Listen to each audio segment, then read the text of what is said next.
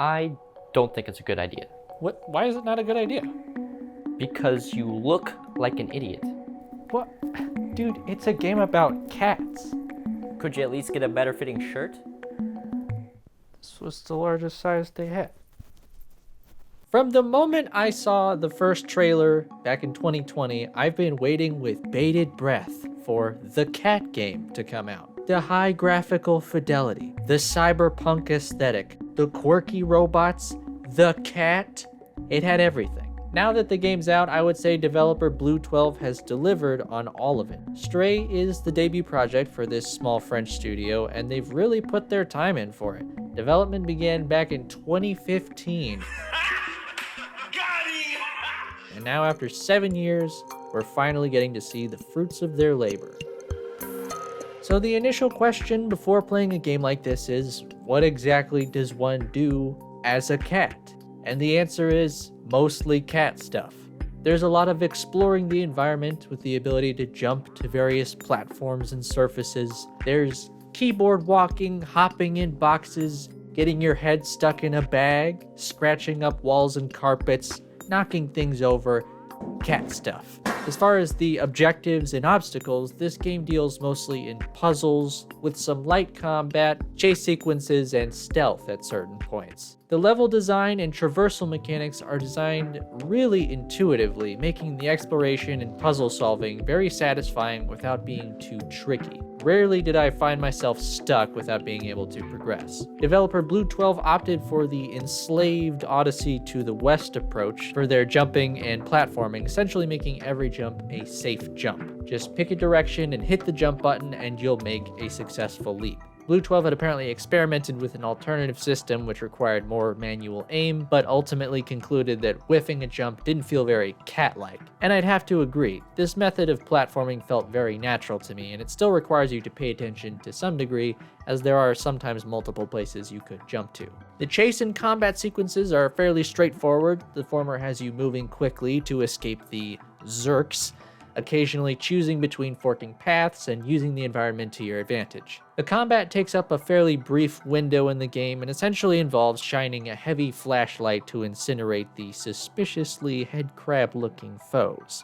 The main draw of this game seems to be its casual exploration, puzzle solving, and just generally existing in its world. There are a couple hub areas between the more linear sequences in which you can explore freely, scaling buildings and wandering the alleys and businesses within. There are some collectibles and side quests to engage with for those who really want to squeeze a little more out of the game. There are also a lot of small things you can do in the game that really emphasize that you're playing as a cat, like sitting in a box. Oh my, get out of my house! From the confused paw swipes at an unknown object to the intentional and unintentional acts of knocking things over. Hell, they even got the reflective glare on the eyes. I bet the only detail I could tell they missed was the tail not poofing when the cat gets scared. But the cat is not the only thing that got a lot of care and attention in this game.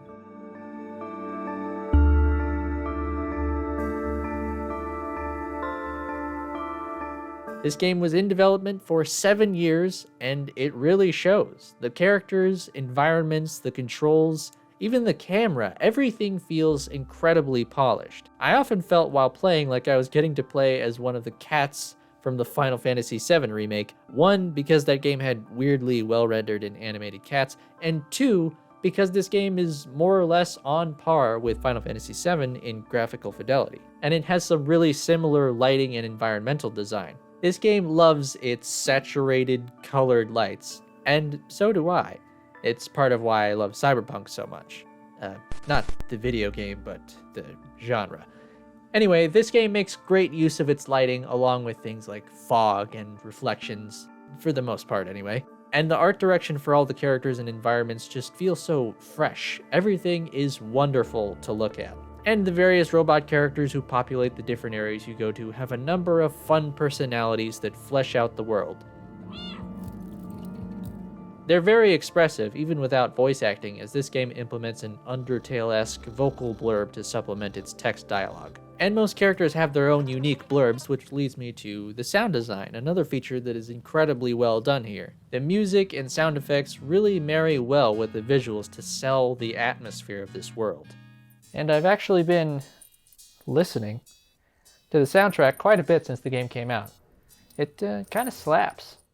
The music does an excellent job of lending to the game's tone and atmosphere. It's very synth-heavy and often mysterious, bringing you into this game's surprisingly fleshed out and intriguing world. Even the game's plot is fairly compelling.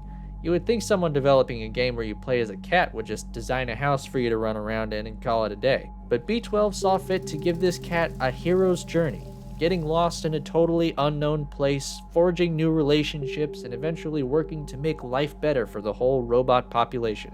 Now, it seems some people online have concerns about the game being short. But if you turn to Exhibit A, you'll see that Portal, on average, is just over 3 hours long, compared to Stray, which is just under 5. I rest my case. But honestly, I appreciate that the game doesn't overstay its welcome. This game is not GTA 5 or Skyrim. You won't be discovering new things after 500 hours, but its world is finely and meticulously crafted. All told, my playthrough took me about 5.5 hours, and while I wouldn't have minded having more to play, it delivered a complete experience, and it's better to leave the player wanting more rather than getting bored from the game going on for too long without the content to back it up.